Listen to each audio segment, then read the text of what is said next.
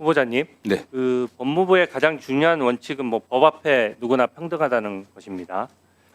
그 이재명 대통령 재판에 대해서 정지를 원하지 않는 국민이 다수인 것도 우리나라가 특권청을 인정하지 않고 또 재판은 누구에게나 공평해야 되기 때문인데 공감하시죠? 예, 그렇습니다. 네.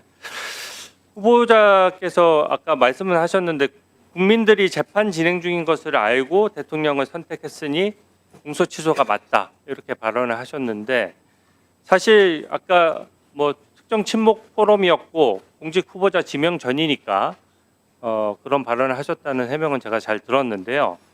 이 발언의 내용을 놓고 보면 결국은 선거를 통해서 재판의 결과를 좌지우지해야 된다는 어떤 발상이 들어가 있기 때문에 어느 정권이 들어서든지 간에 정권 관련된 사람들이 공소 취소되거나 할 수 있는 위험성이 있어서 법치주의에는 전혀 맞지 않는 발언이고 또 이게 잘못하면 인민재판처럼 될 수 있기 때문에 법치주의에 있어서는 좀 너무 낙후된 부분이라고 생각하는데 그 발언에 대해서 지금은 그런 생각을 가지고 있지 않습니까? 네, 조금 전에 제가 말씀드린 것처럼 공직 후보자로 지명되기 전에 일이었고, 그 당시 상황에서 헌법 84조 해석에 관련된 그 플로의 질문이 있어서 답변하는 과정에서 나와 있었는데, 정치적인 특정 정당을 소속된 정치인의 입장에서 주장 말씀드렸다고 이렇게 이해해 주시면 좋겠습니다. 그 당시 제가 어떤 뭐 법적 판단이라든가 이런 걸 가미한 이야기는 아니었습니다. 네.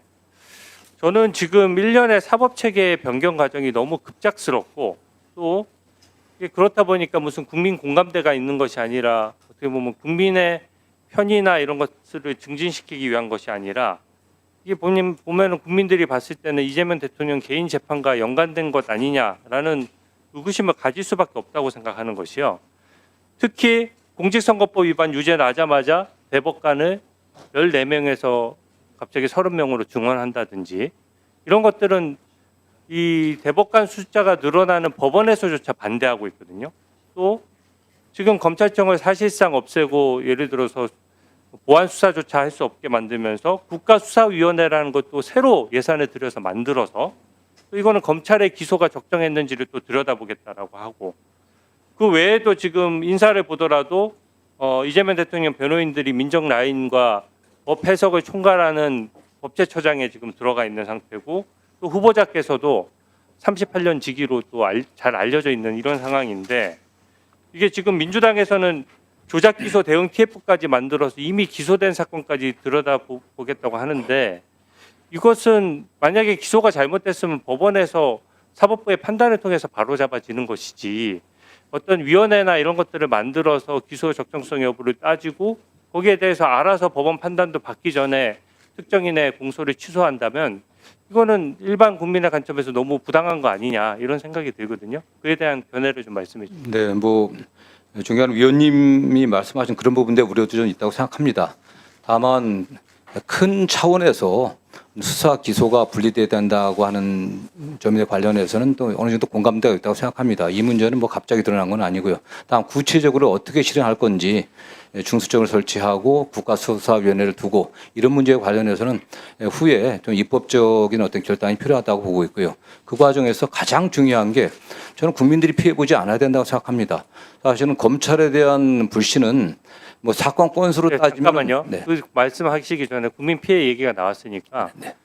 문재인 정부 때도 이미 민주당 주도로 해서 검수완박이라고 해서 검경 수사권 조정도 있었고 공수처도 만들어졌잖아요.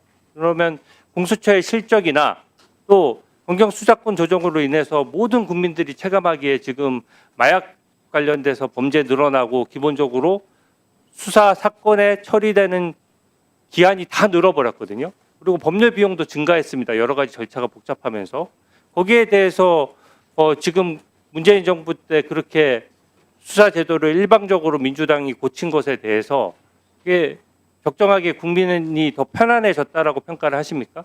아닙니다. 어쨌든 뭐 전 정부의 그 수사 구조 개혁이라든가 검찰 개혁 관련돼서 제가 평가하기엔 좀 문제가 있다, 적절치 않다고 생각하지만 다만 어쨌든 의원님이 지적하신 것처럼 수사 지연의 문제들 이런 점들은 심각하게 고려된다고 생각합니다. 그동안 검찰 개혁과 관련해서 드러났던 문제점들을 엄정하게 저희 들여다보고 그런 것들이 보완돼야 된다고 생각하고 있고요. 네. 관련해서 잠깐만요.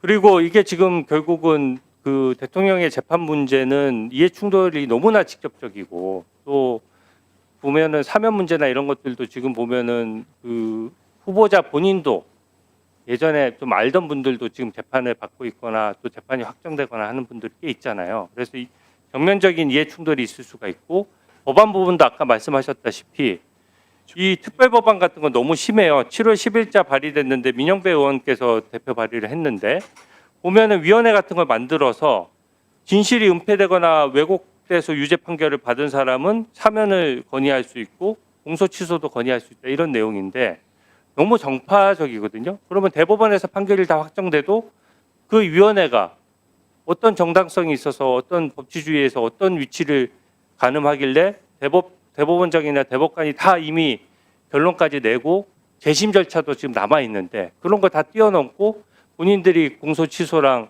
사면을 결정하겠다고 하는 것은 좀 부당하다고 보여지거든요.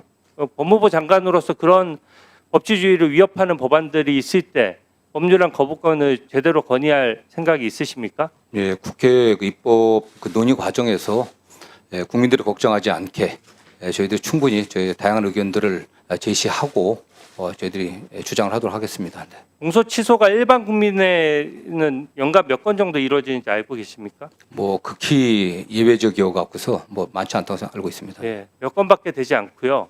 진범이 잡히거나 그것도 굉장히 드뭅니다.